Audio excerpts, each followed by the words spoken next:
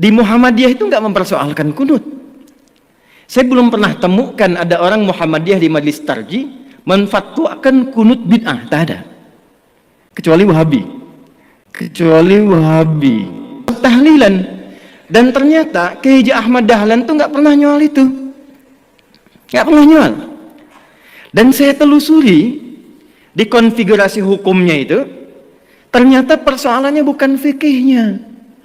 Ada kasus di kalangan masyarakat ingin menyelenggarakan tahlilan, ternyata tak punya materi, sehingga dia harus berhutang kepada tetangganya untuk mewujudkan tahlilan itu. Lalu saya bermula kembali melihat, ternyata dulu hubungan Kiai Dahlan dengan Kiai Haji Muhammad Hashim bin Asy'ari Hadratus Syekh itu tak ada masalah di fikih.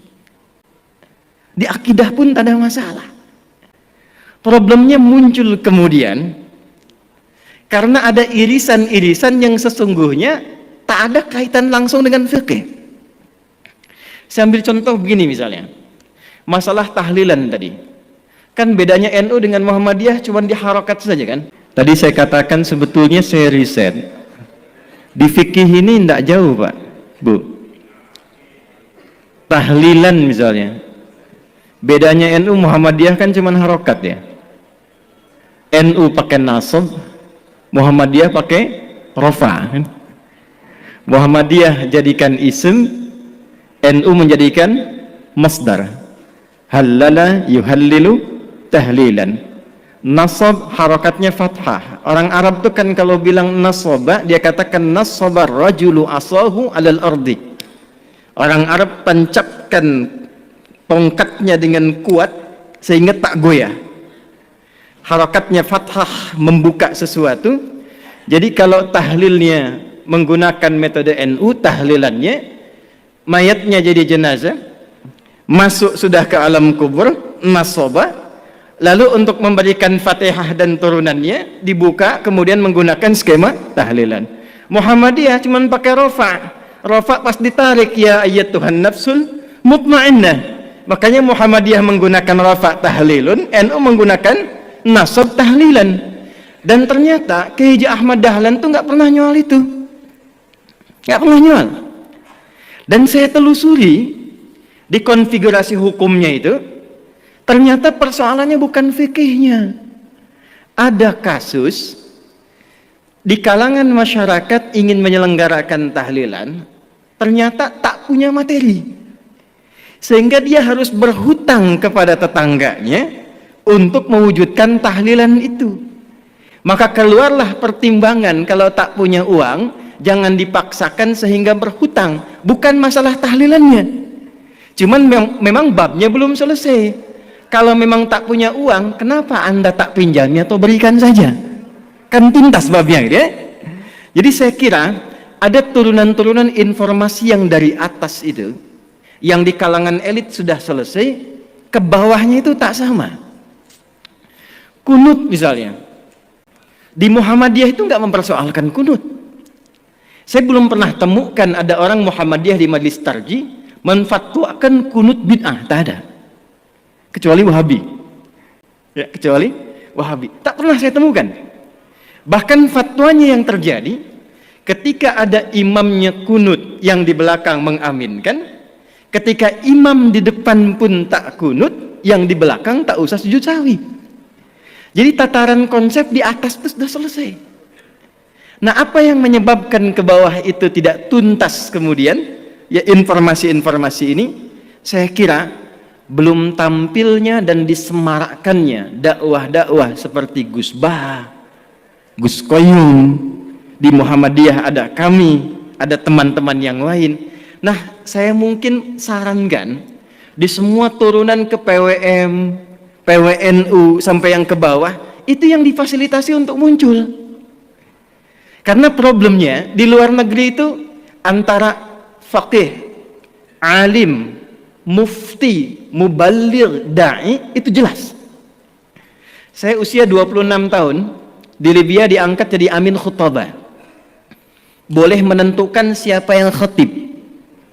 Teman-teman saya yang ngaji sama saya sekarang jadi kiai semua tuh. Kiai Muhammad Imam Sofwan Yahya, menantunya Kiai Aqil Siraj. Itu teman seangkatan saya di Tripoli, ngaji bahasanya dengan saya. Kiai Nurul A'la, Pati. Kemudian ada lagi Kiai Anas Mas'udi, Kiai Muhammad Syamsuddin yang di Madura, yang duduknya kemarin dengan Gus Kautsar di Muktamar Satu Abad NU. Kemudian ada Kiai lagi yang dari Pati, Solah Ulaya. Kemudian ada lagi Tian Kamaludin. Itu teman-teman kita. Pulang dari Tripoli, kita satu generasi membangun kesepahaman, itu kalau dakwah semua sampai.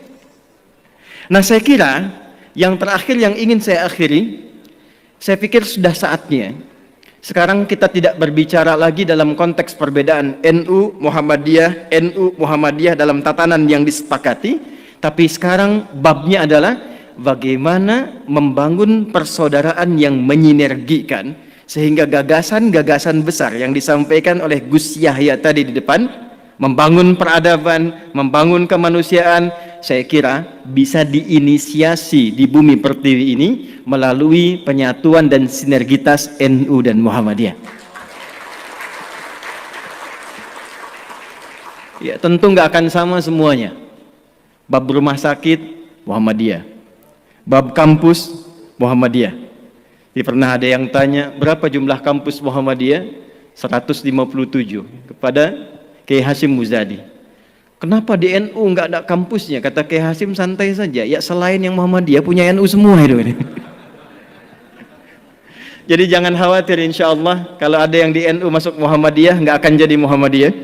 Yang di Muhammadiyah bisa sekolah ke NU. Kalau semua kita saling mengisi, besok-besok insya Allah yang satu lalaran alfiyah, yang satu CDEF GABC, yang ini kalamuna lafdun mufidun kastaqim wasmun wa fi'lun thumma harfunil kalim wahiduhu kalimatun wal qawlu am wa kalimatun biha kalamun qad yu'am bil jarri wat tanwini wan nida wa al musnadin lismi tamizun hasal bita fa'alti atat wa ya if'ali wa nunik balanna ismun yamjali. Yang ini CDF GABC, GABC DFIS G, DFIS G ABCIS D, ABCIS D FIS GIS A, FIS GIS ABCIS DIS E, BCIS DIS E FIS GIS AIS B, FIS AIS B CIS DIS AIS FIS, CIS DIS AIS FIS GIS AIS BIS CIS.